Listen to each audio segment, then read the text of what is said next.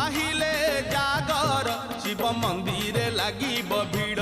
हईल शिव मंदिर लागिब भीड़ पहिली दर्शन पहिली घर्षण